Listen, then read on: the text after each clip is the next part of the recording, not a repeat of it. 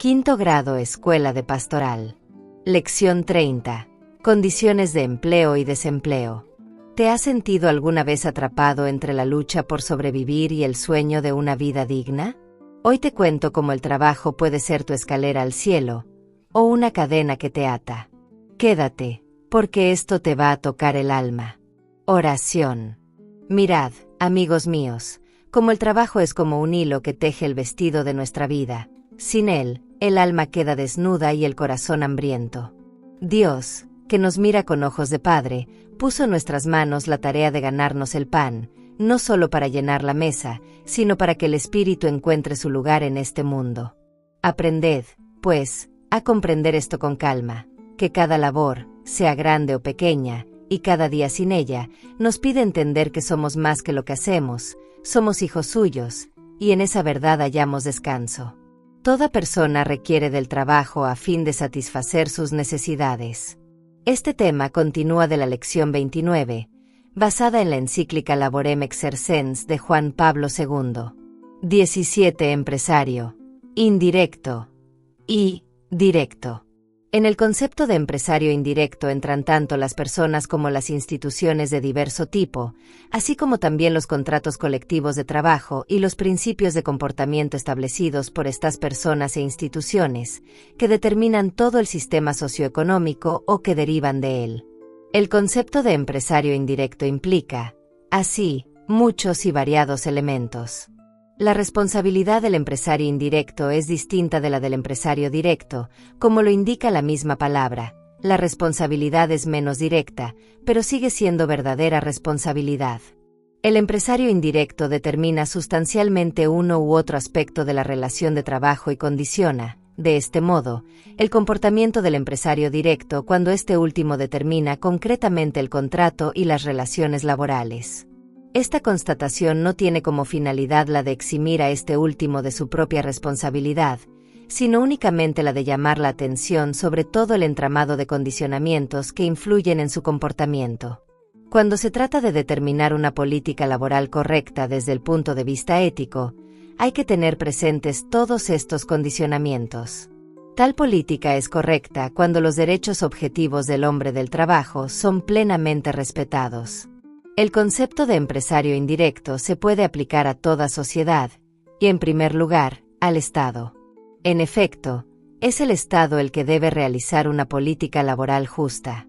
No obstante, es sabido que, dentro del sistema actual de relaciones económicas en el mundo, se dan entre los Estados múltiples conexiones que tienen su expresión, por ejemplo, en los procesos de importación y exportación, es decir, en el intercambio recíproco de los bienes económicos, ya sean materias primas, o a medio elaborar, o bien productos industriales elaborados. Estas relaciones crean, a su vez, dependencias recíprocas, y consiguientemente, sería difícil hablar de plena autosuficiencia, es decir, de autarquía, entendida como tener la autoridad por sí mismo, por lo que se refiere a cualquier Estado, aunque sea el más poderoso en sentido económico. Tal sistema de dependencias recíprocas, entre los Estados, porque son incapaces de ser autosuficientes, aun los más poderosos de la tierra, es normal en sí mismo. Sin embargo, puede convertirse fácilmente en ocasión para diversas formas de explotación o de injusticia, y de este modo, influir en la política laboral de los Estados, y en última instancia, sobre el trabajador, que es el sujeto propio del trabajo.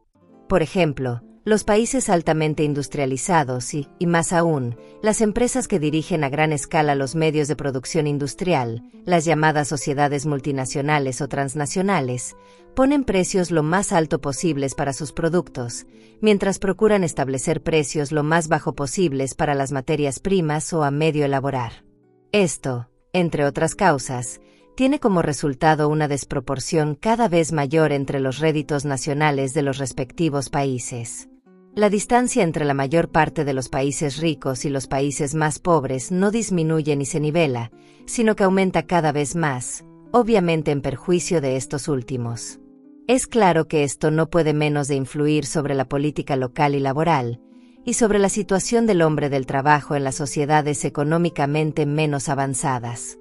El empresario directo, Recordemos que por empresario directo se entiende la persona que contrata directamente con el trabajador y que, por tanto, adquiere toda la responsabilidad inherente al contrato.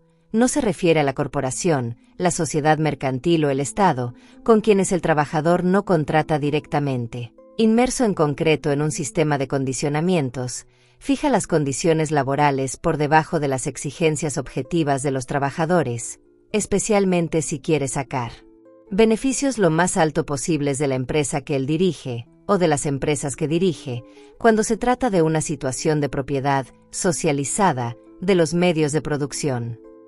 Este cuadro de dependencias, relativas al concepto de empresario indirecto, como puede fácilmente deducirse, es enormemente vasto y complicado. Para definirlo, hay que tomar en consideración, en cierto sentido, el conjunto de elementos decisivos para la vida económica en la configuración de una determinada sociedad y Estado. Pero, al mismo tiempo, han de tenerse también en cuenta conexiones y dependencias mucho más amplias.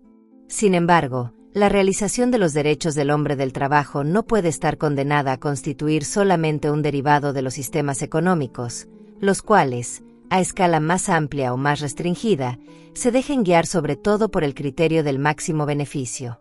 Al contrario, es precisamente la consideración de los derechos objetivos del hombre del trabajo, de todo tipo de trabajador, manual, intelectual, industrial, agrícola, etc., lo que debe constituir el criterio adecuado y fundamental para la formación de toda la economía, bien sea en la dimensión de toda sociedad y de todo Estado, bien sea en el conjunto de la política económica mundial, así como de los sistemas y relaciones internacionales que de ella derivan. En esta dirección deberían ejercer su influencia todas las organizaciones internacionales llamadas a ello, comenzando por la Organización de las Naciones Unidas. Parece que la Organización Mundial del Trabajo, OIT, la Organización de las Naciones Unidas para la Alimentación y la Agricultura, FAO, y otras tienen que ofrecer aún nuevas aportaciones, particularmente en este sentido. En el ámbito de los estados, existen ministerios o dicasterios del poder público y también diversos organismos sociales instituidos para este fin. Todo esto indica eficazmente cuánta importancia tiene, como se ha dicho anteriormente, el empresario indirecto en la realización del pleno respeto de los derechos del hombre del trabajo, dado que los derechos de la persona humana constituyen el elemento clave de todo el orden moral social. 18. El problema del empleo. Considerando los derechos de los hombres del trabajo, precisamente en relación con este empresario indirecto, es decir, con el conjunto de las instancias a escala nacional e internacional responsables de todo el ordenamiento de la política laboral, se debe prestar atención, en primer lugar, a un problema fundamental. Se trata del problema de conseguir trabajo, en otras palabras, del problema de encontrar un empleo adecuado para todos los sujetos capaces de él. Lo contrario de una situación justa y correcta en este sector es el desempleo, es decir, la falta de puestos de trabajo para los sujetos capacitados. Puede ser que se trate de falta de empleo en general, o también en determinados sectores de trabajo. El cometido de estas instancias, comprendidas aquí bajo el nombre de empresario indirecto, es el de actuar contra el desempleo, el cual es, en todo caso, un mal y que, cuando asume ciertas dimensiones, puede convertirse en una verdadera calamidad social.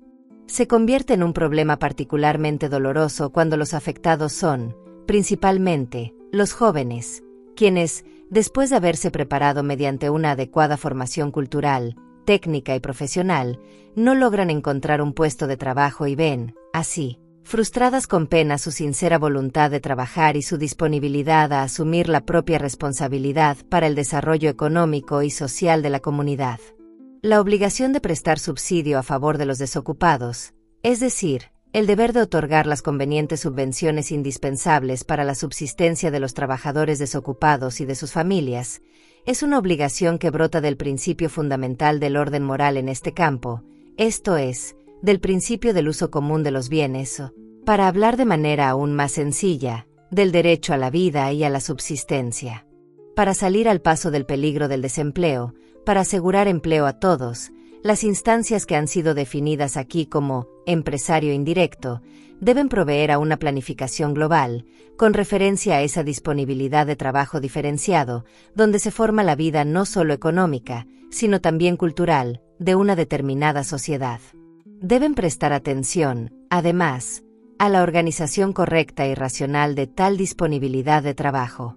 Esta solicitud global carga, en definitiva, sobre las espaldas del Estado, pero no puede significar una centralización llevada a cabo unilateralmente por los poderes públicos.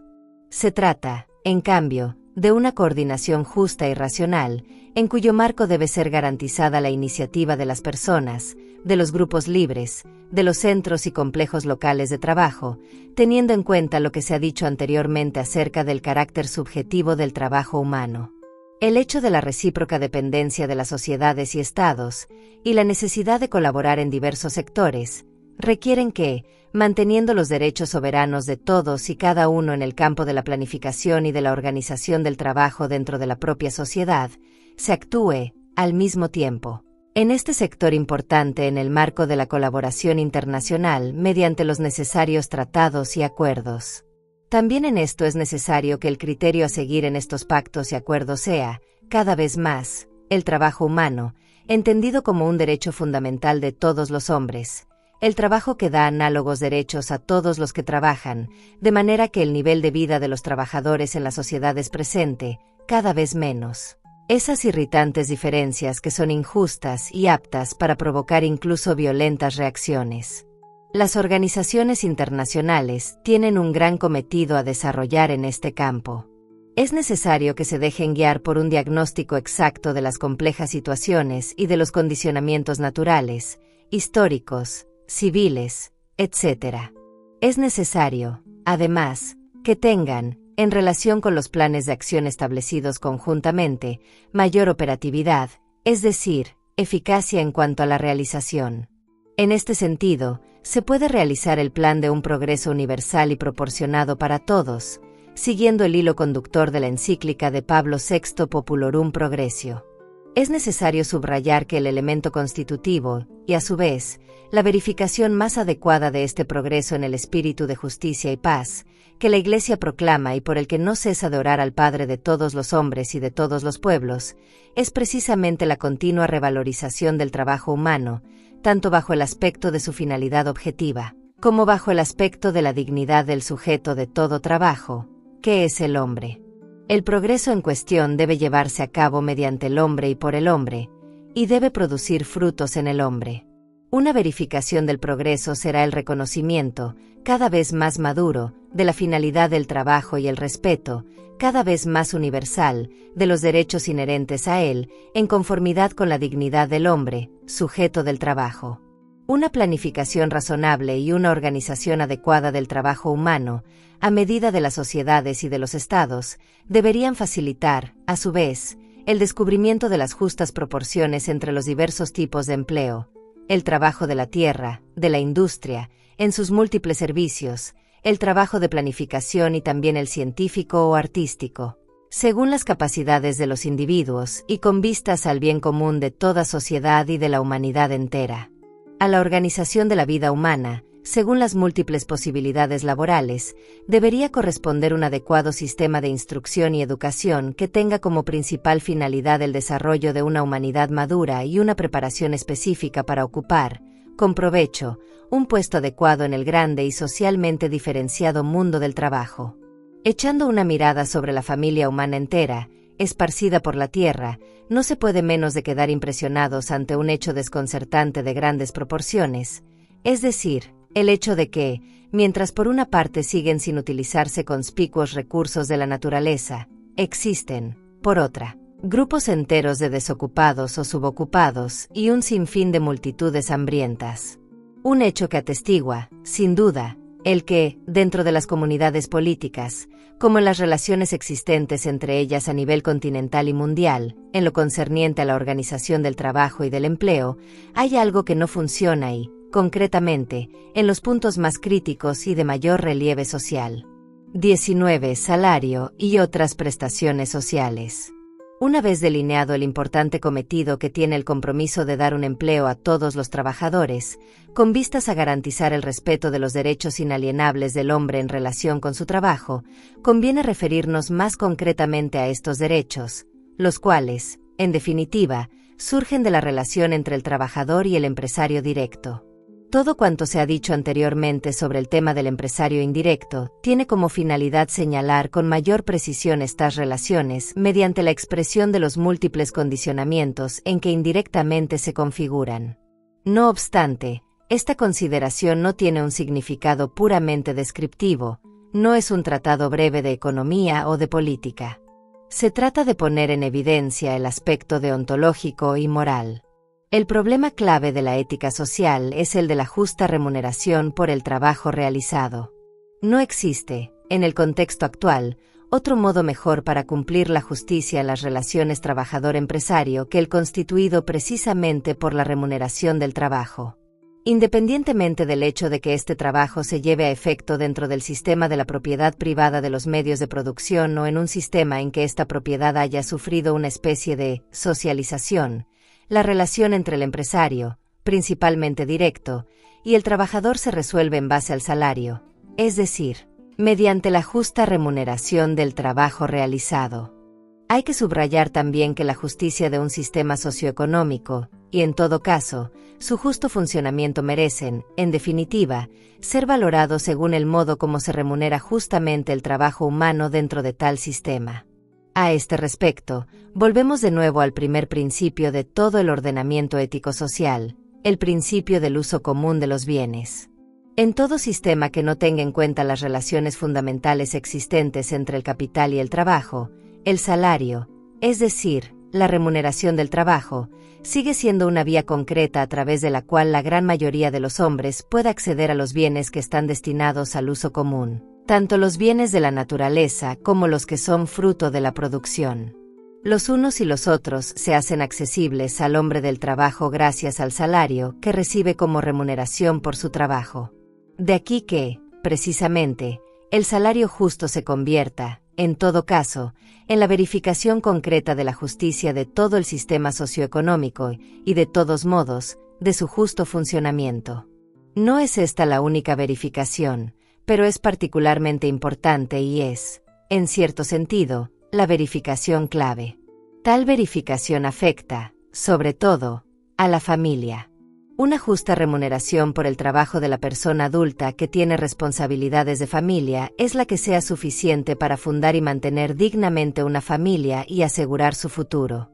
Tal remuneración puede hacerse, bien sea mediante el llamado salario familiar, es decir, un salario único dado al cabeza de familia por su trabajo y que sea suficiente para las necesidades de la familia sin necesidad de hacer asumir a la esposa un trabajo retribuido fuera de casa, bien sea mediante otras medidas sociales, como subsidios familiares o ayudas a la madre que se dedica exclusivamente a la familia, ayudas que deben corresponder a las necesidades efectivas, es decir, al número de personas a su cargo durante todo el tiempo en que no estén en condiciones de asumirse dignamente la responsabilidad de la propia vida. La experiencia confirma que hay que esforzarse por la revalorización social de las funciones maternas, de la fatiga unida a ellas y de la necesidad que tienen los hijos de cuidado, de amor y de afecto para poderse desarrollar como personas responsables, moral y religiosamente maduras y psicológicamente equilibradas. Será un honor para la sociedad hacer posible a la madre, sin obstaculizar su libertad, sin discriminación psicológica o práctica, sin dejarla en inferioridad ante sus compañeras, dedicarse al cuidado y a la educación de los hijos, según las necesidades diferenciadas de la edad. El abandono obligado de tales tareas por una ganancia retribuida fuera de casa es incorrecto desde el punto de vista del bien de la sociedad y de la familia, cuando contradice o hace difícil tales cometidos primarios de la misión materna. En este contexto, se debe subrayar que, del modo más general, hay que organizar y adaptar todo el proceso laboral de manera que sean respetadas las exigencias de la persona y sus formas de vida, sobre todo de su vida doméstica, teniendo en cuenta la edad y el sexo de cada uno. Es un hecho que, en muchas sociedades, las mujeres trabajan en casi todos los sectores de la vida. pero es conveniente que ellas puedan desarrollar plenamente sus funciones según la propia índole, sin discriminaciones y sin exclusión de los empleos para los que están capacitadas, pero sin, al mismo tiempo, perjudicar sus aspiraciones familiares y el papel específico que les compete para contribuir al bien de la sociedad junto con el hombre.